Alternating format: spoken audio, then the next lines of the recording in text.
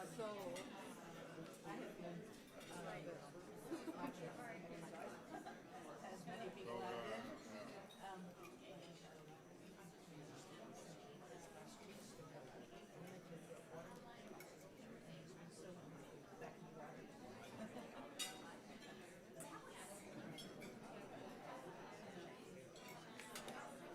Do you ever watch from home? Do you watch these from home?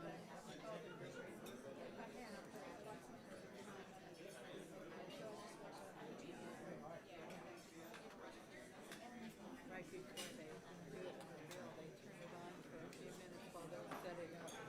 Really set it up.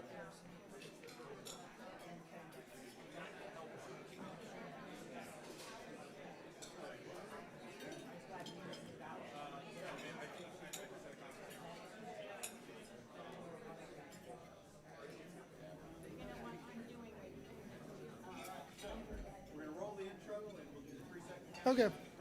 All right. We're good.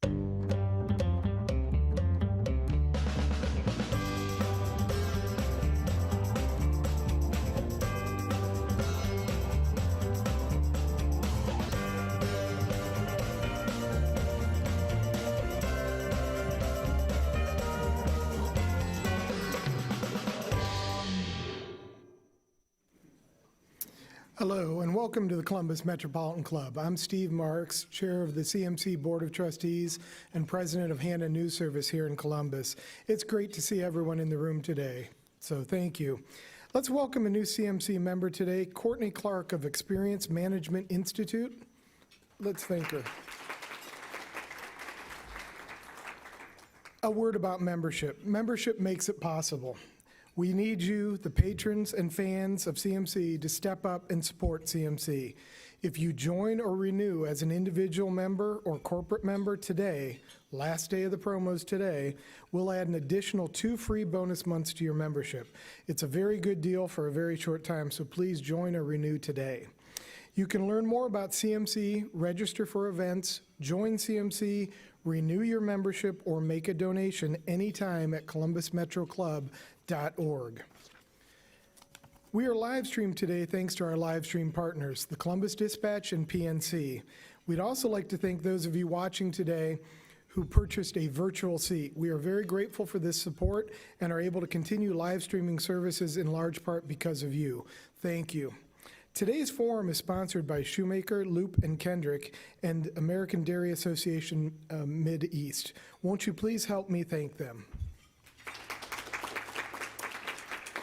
And now, please welcome Michael Snyder, Managing Partner at Shoemaker, Loop, and Kendrick, to introduce our forum.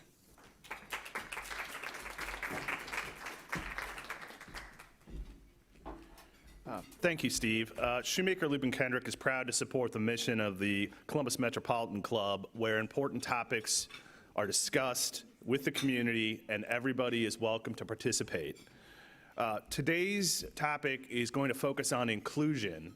And as a lawyer and member of the local bar, I would like to ask that we all take a moment and observe a moment of silence to recognize Justice Ruth Bader Ginsburg, a woman who spent her life working to end discrimination and promote diversity and inclusion throughout her career. I know this is for some people might be a political issue, but I think we can set that aside and have a moment of silence and just recognize what she's done for our country.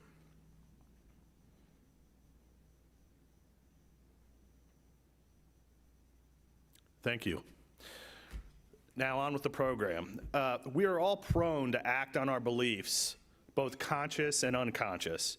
What we believe is formed by many influences: our childhood experiences, our families, our friends, neighbors, our teachers, coworkers, and our education. Our experiences are mostly homogenized.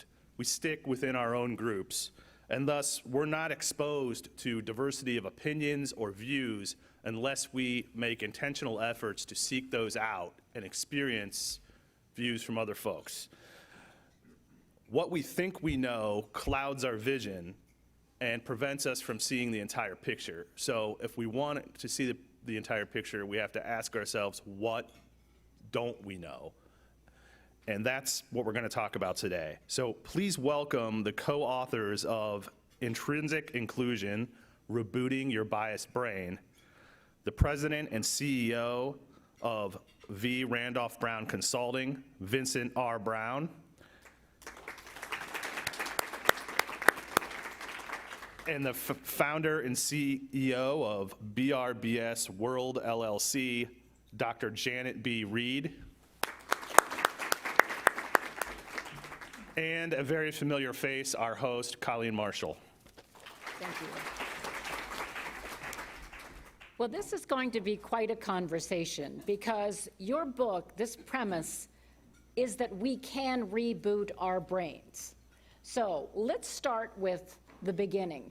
How did the two of you come up with this concept of taking what some consider to be intrinsic and saying, we're going to redesign your brain? Well, it started about 5 years ago. I was very blessed to be a trustee of the Ohio State University and ran into a renowned neurosurgeon, Dr. Ali Rezai. And as some of you may know, he specializes in putting probes in brains and so forth. And we just jokingly said, Dr. Rezai, can you put a probe in the brain that would make us unbiased? Well, it was a joke.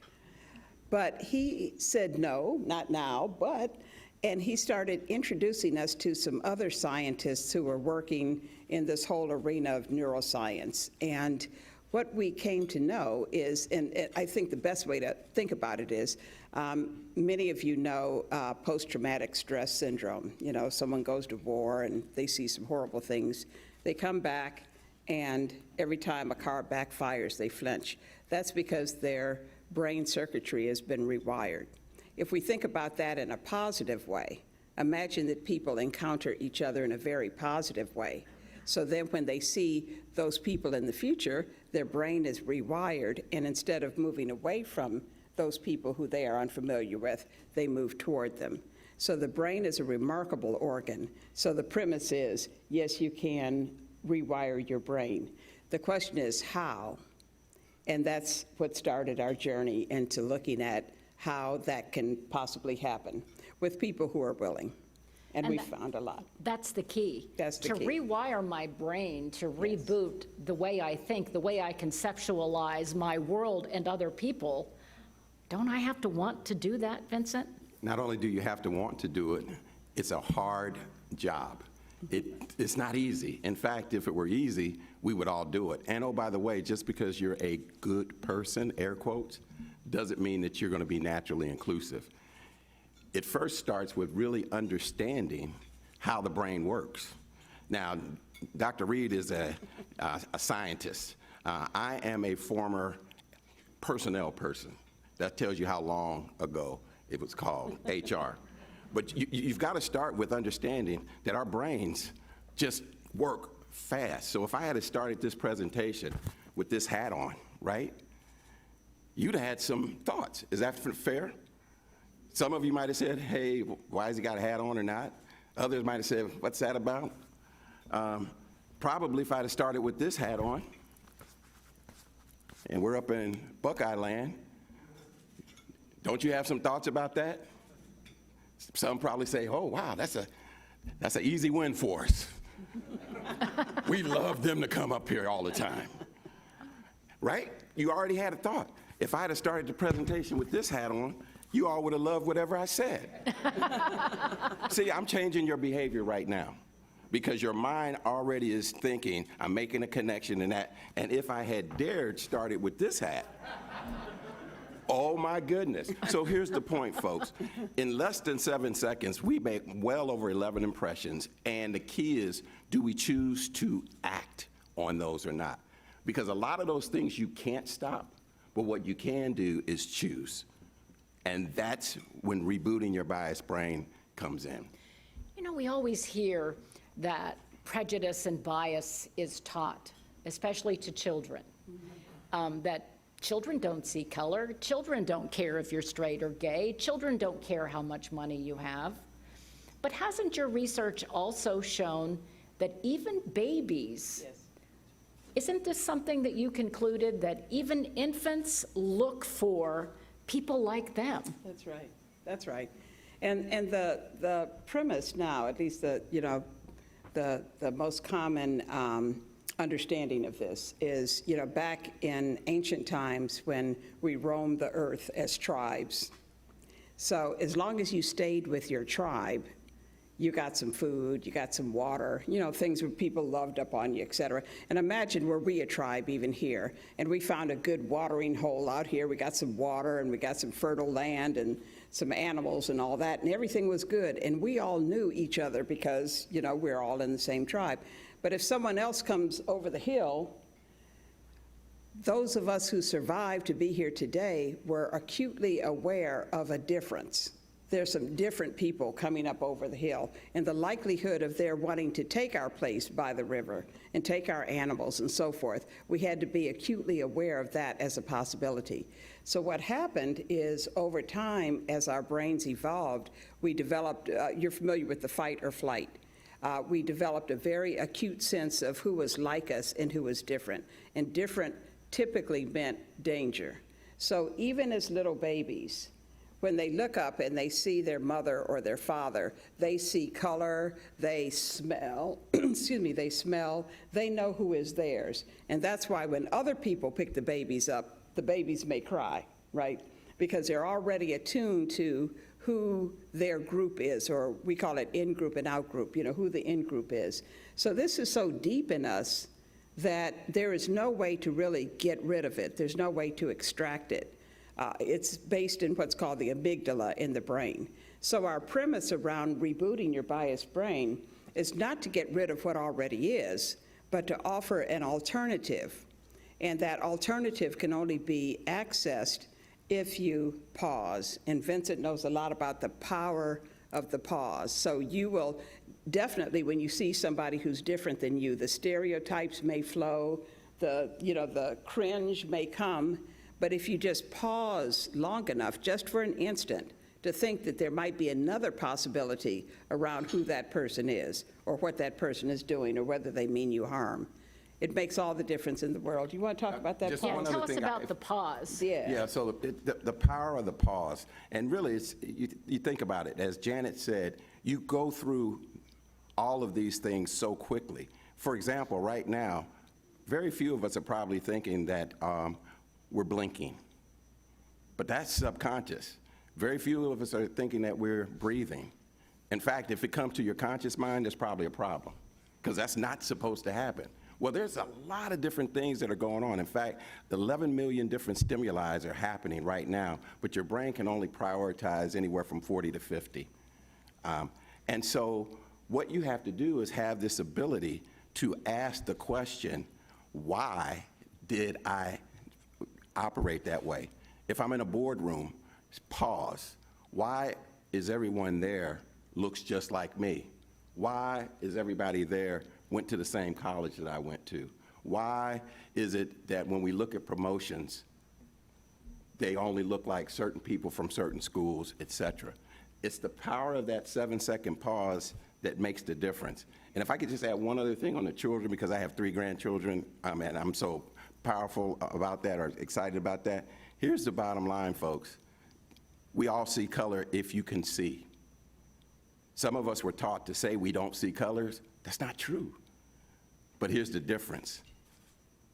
It's not until we are acculturated that we judge the color. So kids see color. They don't judge it as negative naturally. And that's the power of why it's difficult to be inclusive. And this is what Dr. Reed and I have found. It's not easy because nature, as Janet has talked about, would have us not be inclusive, because if I'm around people that I'm not normally around, guess what happens to my biology? It changes. All of a sudden, my pulse rate goes up, I perspire, I get more adrenaline. Culture makes it very difficult, how I'm socialized, and how our brains are wired. Oh, and if I didn't mention, guess where stress thrives the most? And bias in the same room. So when we are stressed, bias is flourished.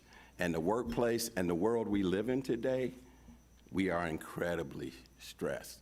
And we're incredibly making decisions in 7 seconds. Are you in or out? It just happens that quick. So if this is intrinsic, organic almost, and you can trace it to the part of our brain, and it's protective, and it's something that we are born with, should we be changing it? Yeah, so it worked for a while. You know, when we were all separate, again, those separate tribes roaming the earth, and being connected didn't really matter that much. In fact, being disconnected mattered more. But now, as we are so interconnected, I mean, we're texting with people in China. If you haven't noticed, the demographics of the United States are changing, but the demographics of almost every country in the world are changing. People are intermarrying. The Japanese are marrying Chinese. I mean, things you never thought would happen. So the bottom line is, whereas being apart was necessary for survival back then, learning how to be connected is necessary for survival now. But our brain just hasn't evolved to that point. So therefore, we'll never get rid of that piece in the brain. Dr. Razai said, yeah, you know, we can change our brain in another 3 million years. But what we can do is train ourselves to be able to better connect with people who are different than we, because it's necessary for our businesses, it's necessary for our communities, and every other aspect of our lives. Let's talk about what the danger is if we don't start rebooting our brains. We have seen in this country a division that is so starkly apparent over the last several months, starting with George Floyd. And one of the things that I thought was remarkably different, because the three of us are old enough to have remembered, you know, some of the 60s, and to remember the division and the protests and the Vietnam War, but this time it looked to me as if the people who took to the streets as part of the Black Lives Movement weren't all black. Yes. So but we also saw unrest and a return to the stereotypes from people who were against the Black Lives Matter movement.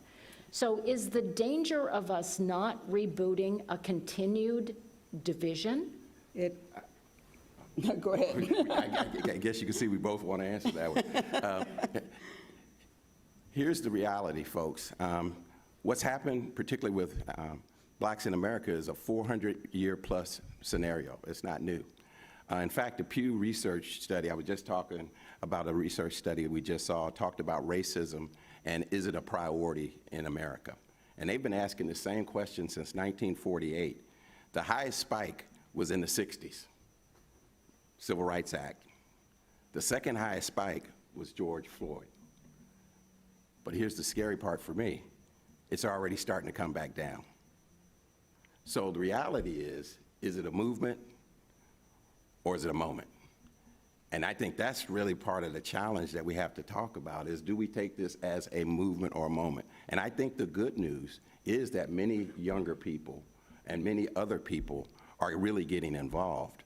But if that doesn't continue, right now, and Janet and I were just talking about this, we believe that a lot of that conversation is based on sympathy, but intrinsically inclusive people talk about respectful empathy.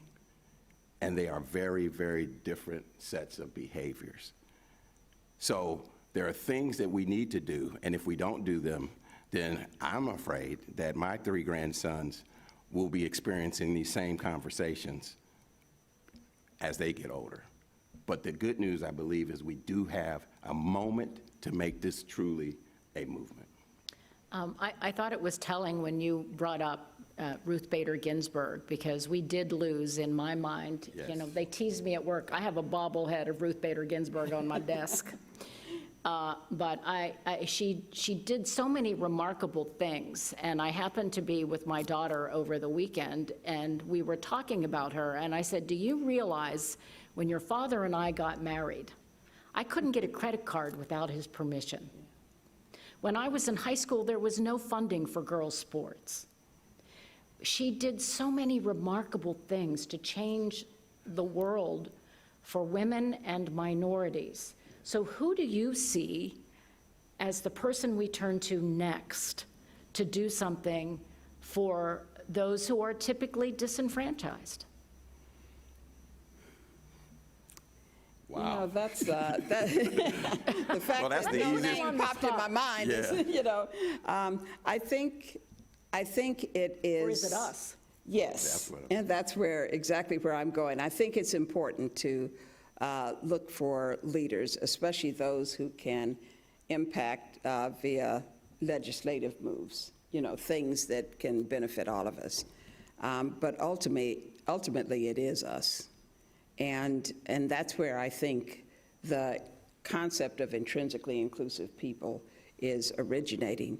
And I do want to say, you know, pertaining to what you talked about before about how split we are, you know, the dichotomous nature of where it is that we are. Unfortunately, we have lost the ability to have a dialogue with people whose beliefs are different than our own. It's a debate. So it's a matter of my ways are better than yours, and if you espouse this, then I'm here to beat you down with my logic. We've lost the ability to hear. You know, what we do is, you know, what we listen for is the points of weakness in someone else's argument so that we can come and again tell them how they're wrong. Those skills are necessary for business, to be able to hear other opinions, to be able to hear. Those skills are necessary for business, they're necessary for innovation, they're necessary for everything that can make our nation strong. So intrinsically inclusive people, we started this whole concept by studying those who are naturally inclusive. You know, we wanted to know what are the behaviors of people who just are this way, you know, just are naturally inclusive. And we found 5 behaviors of those types of people. And then our thought was, then how can we generate that in other kinds of people who aren't naturally inclusive?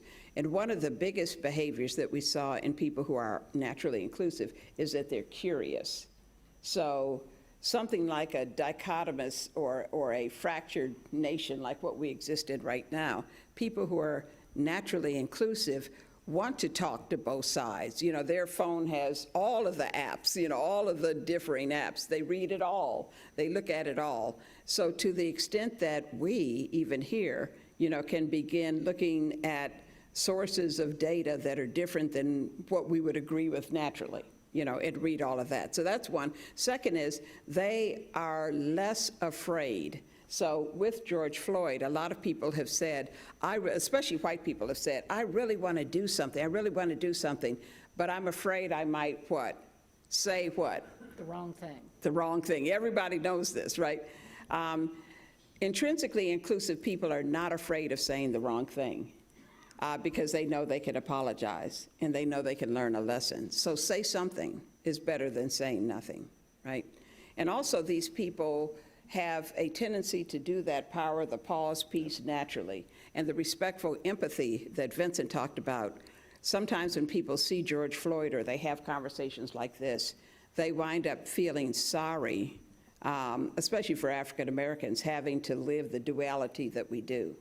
You know, what you see of us sitting here, you know, looking sophisticated and, you know, PhDs and degrees and all this kind of business, but we live another life too, you know, and you can feel sorry for that. But to the extent that you feel sympathy, you're not connected.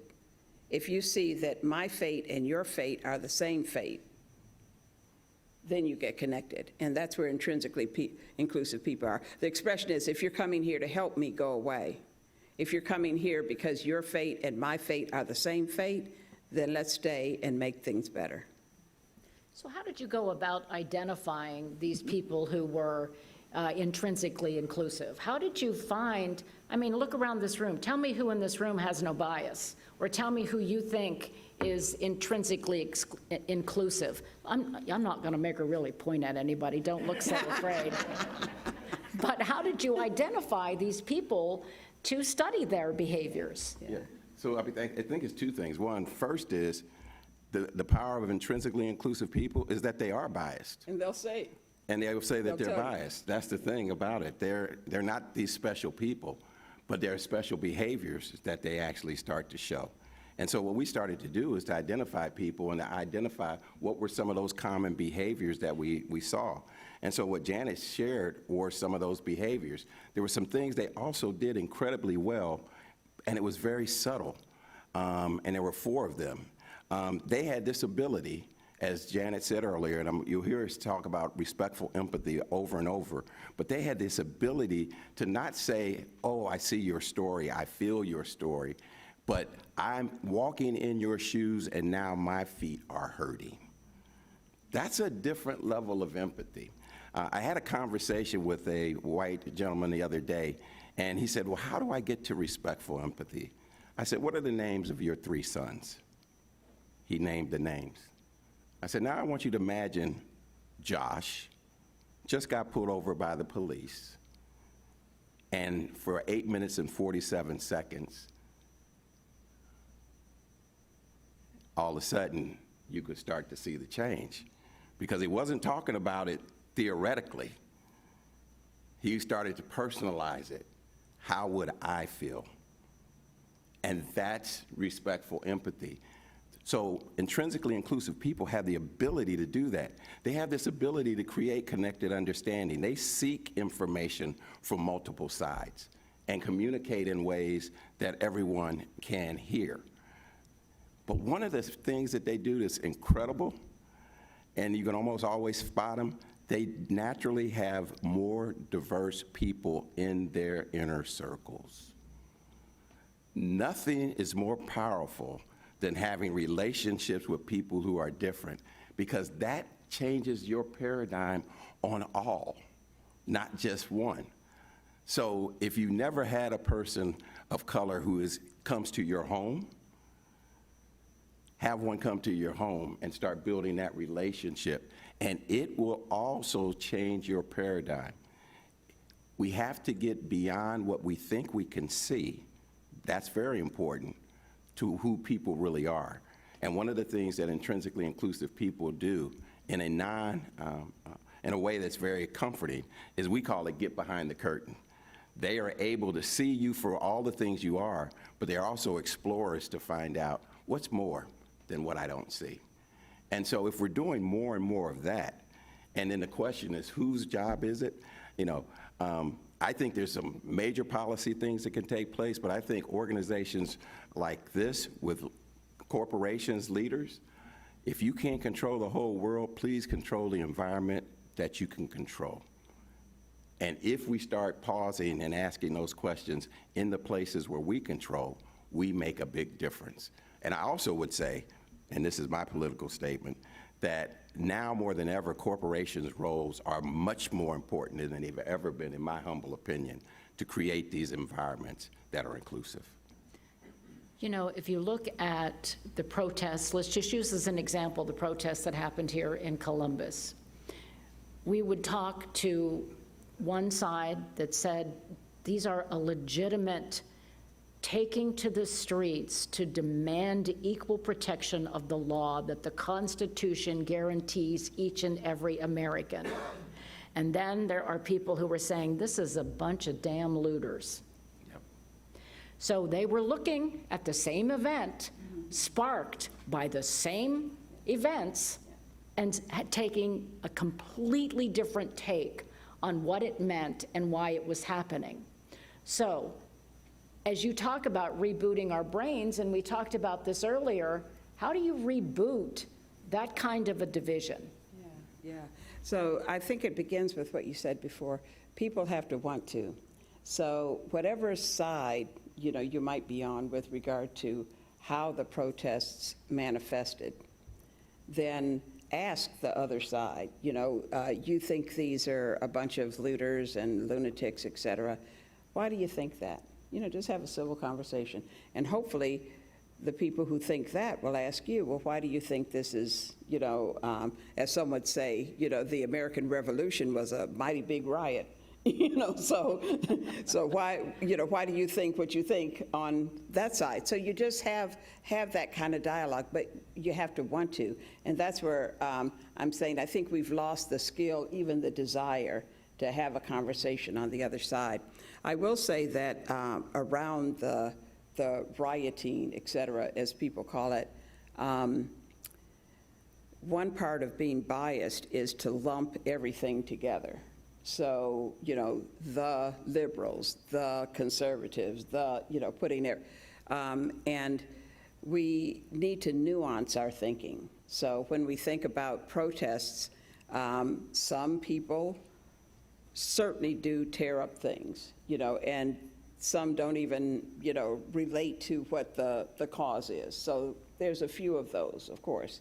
Some people, we just took a group through the National Underground Railroad Freedom Center in Cincinnati. This is a huge global Fortune 500 corporation, and we took a group of people through the African American experience, 400 years. And we asked them, how would you feel about this, were this your history? And almost 100% said, I'd be mad as H-E-double-L. And then we said, well, do you see why some glasses on buildings get smashed in and cars get burned up? Yeah, I'd have burned up the whole city. So when you experience something that's different on a deeper level, you can kind of understand. Even if you don't agree, you can understand. But those people who see damage, property damage, and don't see those, the majority who are peacefully protesting, then that's an issue as well. Because if you don't see them, then you're looking for something to reconfirm whatever your belief is. So these are things, again, the power of the pause. Yeah. Wherever it is that you are, stop and think about what the other side is. And we even do this. This is, we're professionals in this field, but we have to stop and think, why would it be legitimate that some people would look at protesting as rioting, out of control criminals? And we've had to think about it, and there's some logic to it. There's some logic to that. I don't agree with it, but I can see the logic to it because I've had enough dialogue with people who disagree with my opinion. And if I could just add one other point on that, because this is how culture plays into the bias, and Janet just gave you a great example of confirmation bias. If you go in with a certain objective in your brain, then you're going to probably find the data that's going to support that. It's just that simple. You go buy a new car, right, and you never saw that car, and then all of a sudden everybody bought that same car because you're confirming, right? Well, here's the bottom line, folks. What happens is in our culture, U.S. culture generally speaking, is a dichotomous logic culture, either or, up, down, right, wrong.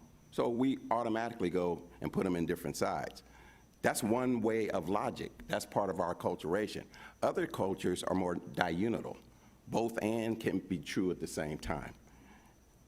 Typically, that's an Asian philosophy, generally speaking.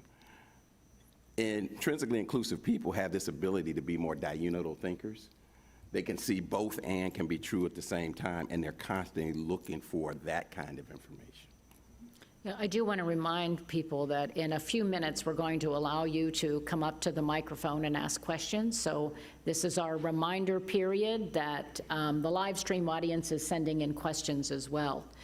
One of the things that I'm thinking as I'm listening to you, and I know you've done all this scientific research on how you can take this hardwire, something you're born with, something intrinsic, and you can change it. You can become different.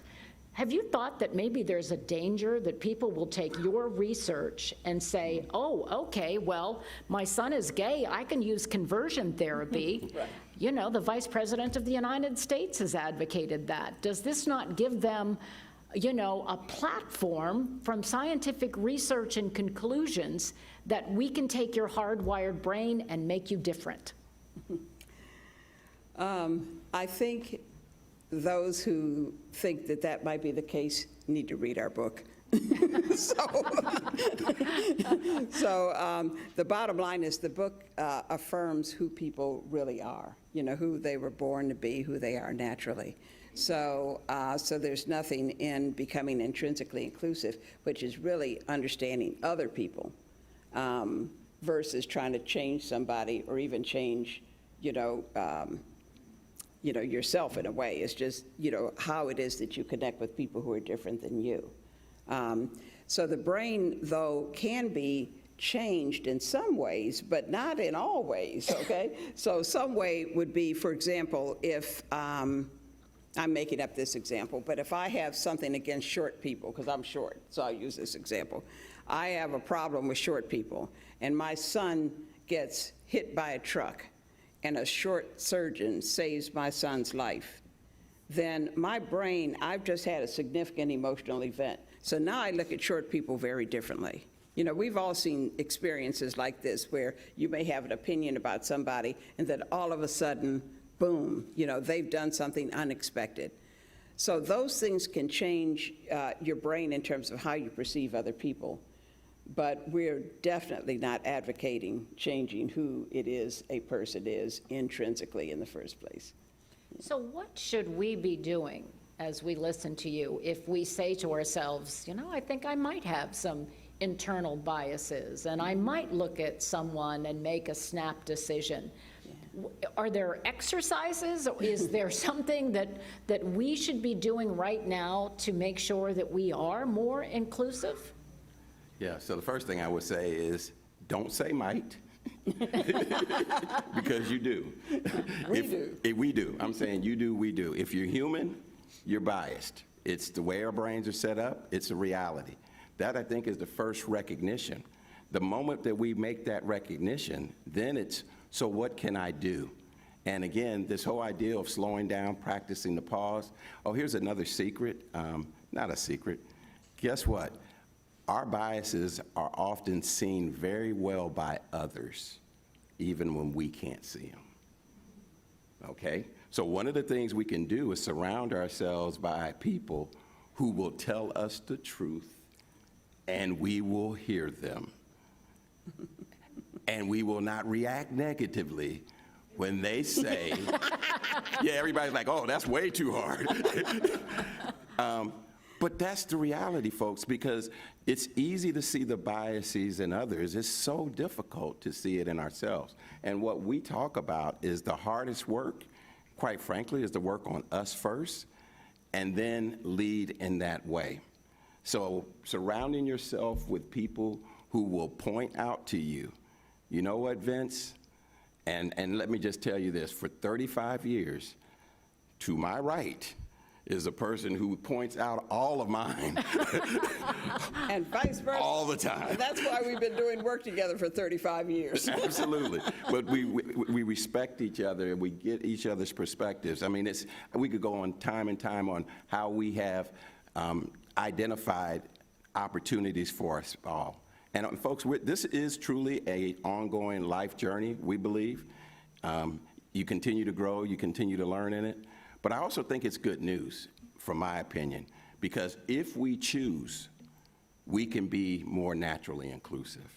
And I honestly believe that that's some of the medicine we need in this country right now, is more people to not only be that way, but to act that way and be very proactive in that.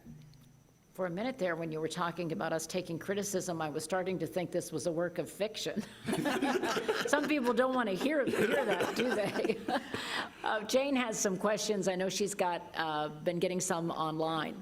I have. And this goes right back to what you said. Can you please repeat the 5 qualities of naturally inclusive people? Yeah. Okay, so one of them is that natural curiosity. Like I said, they just want to know. They have an interest in that. The second one is that they have less unjustified fear.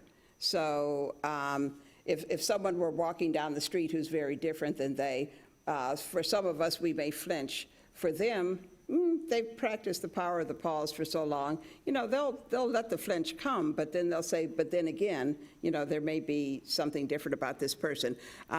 In addition to that, they have no fear of having a conversation, making a mistake. They know that they can apologize and so forth. The fourth is that respectful empathy that we talked about. They don't just sympathize, they empathize. The fifth one, which we haven't really talked about much, is they are huge advocates for diversity, equity, and inclusion in the workplace, in their recreational life, if they have a faith life. I mean, this is just who they are, and that's a way how we found some of these people, because we would just ask people, who's a real advocate for diversity, equity, and these names would just fall out. So people know them for how they believe in diversity, equity, and inclusion. So those are the 5 different attributes. Yeah. Wonderful, thank you. Bill Lafayette asks, it seems that various factions are trying to reinforce these inherent feelings of otherness and danger. How do we combat all these messages? Well, first of all, otherness is not a bad thing. We in the definition of diversity, we are all the same and we're all different. So, it's good the sameness because it gives us comfort. It's good the difference because it gives us new ideas, innovation, et cetera. So the otherness in and of itself is not a bad thing at all. It's when the otherness is used to truncate the curiosity that we talked about, or to mute conversations that would be had otherwise. That's when that becomes problematic. And I would just also, it's when that otherness is considered bad. Yeah. When that otherness is considered a negative, that's when it really becomes a challenge. But we need to understand and value our otherness, our experiences. They are different in this world. And we need to be able to honestly talk about those differences and how they impact us and or not. So that is very, very important. Please introduce yourself and ask us your question. Sure. Renee Delane from Women Who Dare. And actually, I have 2 questions for you. And I'll ask you the first one first. Can each of you tell us about the other person and with the top 3 adjectives that describe them? Oh, now you're going to give me 3? So I've had the opportunity to work with Janet for some 35 plus years. She is by far the smartest person I've ever met in my life. That's recorded. Period. End of story. Oh, yeah, cut the tape. Sorry. Second thing is she's tough as nails. She's tough. She's tough. And third is she has a heart that's bigger than gold. Wow. And I think, in this world of diversity, equity, and inclusion, we talk about a lot of things that we recommend to all of you, but all the things we recommend to you, we do ourselves. So one of the things we have done is explore our thinking diversity between the 2 of us. And this is an instrument that we use quite frequently, the Herman Brain Dominance Instrument. And I'm a PhD chemist, so I like numbers, I like stats, I'm very logical, I'm, boom, boom, boom, boom, boom.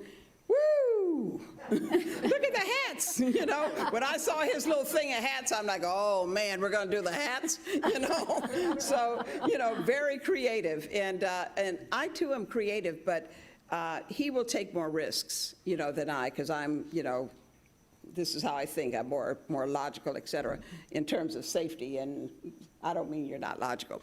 But I'm not. But the real deal is, and he's also got a heart that's as big as this, and he's also tough as nails.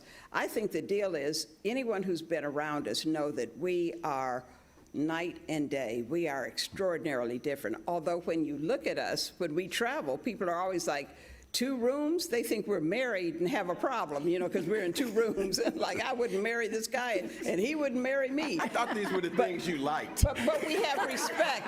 Did I miss the question? But this is... Are we having a whole different conversation here, folks?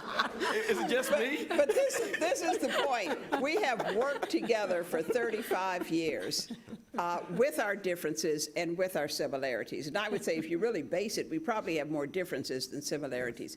This is the living example of inclusion.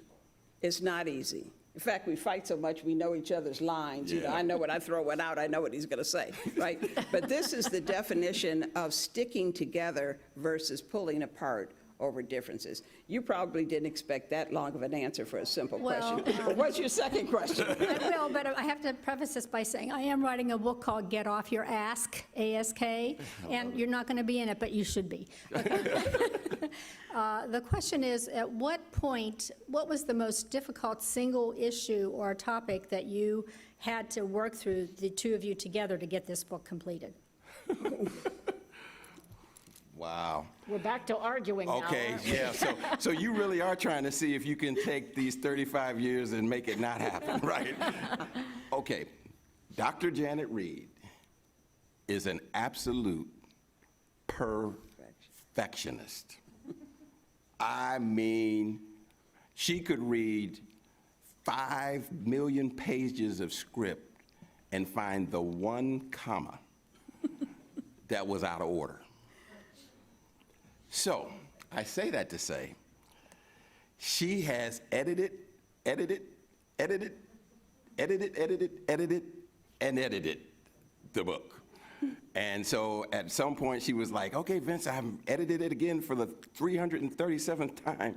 And I'm like, whatever you say, Janet. Can we just get the book out there?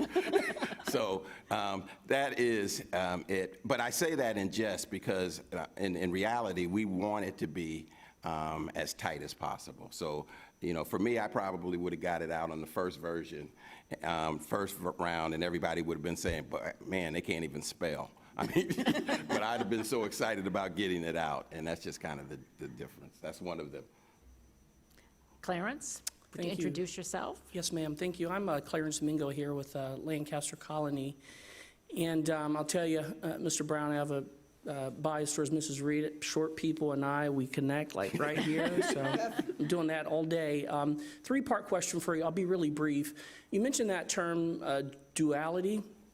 And I'm wondering how much you believe that is hindering the conversation around race relations. I was just reminded by my wife not too long ago that for the 2 or 3 homes we've sold in our lifetime, we have always been careful to remove the pictures and hide them because we learned early on that home is less likely to sell with our brown faces being featured in the home. Wow.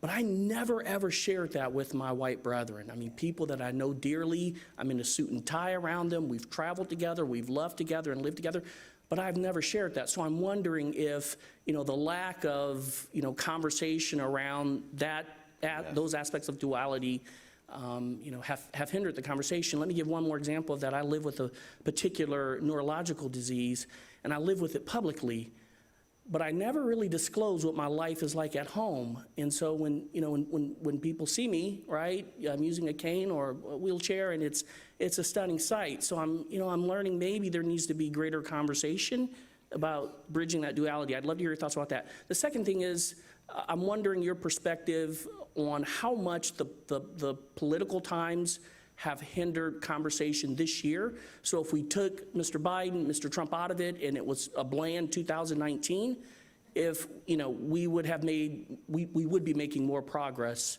on these issues. And I think I'll stop there. If I could go on the first one.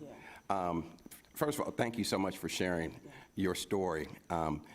And there's a recent article and actually a video down in Florida, the exact same story that you just shared about the home. Can you imagine how that feels? This is where we talk about respectful empathy, not sympathy. I want you to imagine that in order for your house to sell, that you have to take down every picture and every artifact that symbolizes who you are. You have to take down all the pictures of your loved ones. You got to make sure the art is appropriate. And folks, this happens time and time again. Have we ever met, sir? No, sir. Okay. That's when you know it's systemic. You know it's systemic when somebody I've never met, somebody you never met, has the same exact story. That's when you know it's not just a one-off. So if you were to tell your story, people might say, oh yeah, that kind of happened to me. You know, I had to clean my house up a little bit in order to, no. we're talking 40, 50, 60% difference in the economics. And then that impacts how wealth is transferred from one generation to the next. So I would just tell you, so your name, sir? My name is Clarence. Okay, so I would just say, you know, if you need validation on Clarence's story, I will send you the video of it's not Clarence. This is what happens time and time again. Long story short, we need to have environments where we can share these stories and hear them. Mr. Brown, I would add one other thing to that. And my wife also pointed out that, and I say this with a good degree of, emotion, because we never thought it was abnormal to do otherwise. That's the scary part. Thank you. That removing, pictures of family and loved ones who've gone on to glory, we never thought that that was abnormal. And so our minds need to be reprogrammed, if you will, as to how to conduct ourselves differently in this new environment we're trying to build out. Yes. I'm a well-traveled, marginally educated person, and I find it stunning and deeply saddening that even a man of my, modest stature has lived that way. And I'm praying for better for my daughters, but I think it starts with my own reprogramming and boldness as to how we do things. So, Can I share one other thing? First of all, thank you for sharing, not just the head part, but how it feels.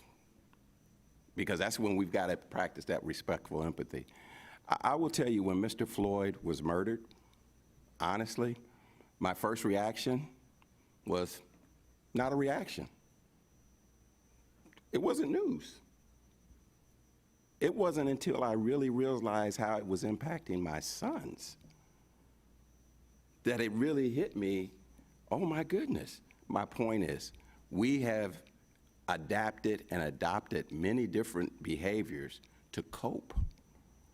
And one of them was just to kind of say, well, this is just another event, another event, another event. Last thing, and I think these stories need to be told. I live in a neighborhood that's predominantly Orthodox Jewish. My sons, 3 of them, we always had the home we wanted to have our friends come to. That was one of the best advice I got. How do you make sure your sons are doing the right thing? Make sure they're at your house, and you get to see who's there, okay? My youngest son started not coming at the house anymore. I said, hey, Adam, what's happening? He said, Dad, my friends don't want to come over here anymore. I'm like, why? Every time they come over here, they get a ticket. Every time. That's the story. So we have to tell these true stories, folks. And it's not about sympathy. It's a reality of the day-to-day lives that we have that are suboptimal and have a major impact on all of us. And it really impacts us all. Thank you for sharing. Yeah, we thank both of you, too. We are sadly out of time. This has been fascinating. Thank you so much for sharing, and let people know when the book will be out. Oh, yeah, ask Janet. I'm done editing. I'm done. Are you still editing? But thank you both very much. Really enjoyed it. Wow, what a great forum for the day of our annual meeting. This was fascinating. I hope you really pulled some great information out of there. It's again, I feel like I say this often. It raised up on my list of favorite forums. So great job. So next week, September 30th, CMC is partnered with the United Way of Central Ohio to present data and discussion around diversity and leadership in the nonprofit world. I'd like to give thanks to today's sponsors, Shoemaker, Loop & Kendrick, and the American Dairy Association Mid-East, partners Central Ohio Diversity Consortium, our live stream partners PNC, Columbus Dispatch, and I forgot earlier, NBC4 and NBC4i. And then to our online virtual seat patrons, again, thank you. It's great to have you watching and helping financially support. I want to take this opportunity to just thank all the board members and past and present that are here today. It's great to see bodies in this room, and it's great to see you all in person. We've not gotten together for a while, so thank you for coming out today. And a special thanks to our speakers, Vincent R. Brown,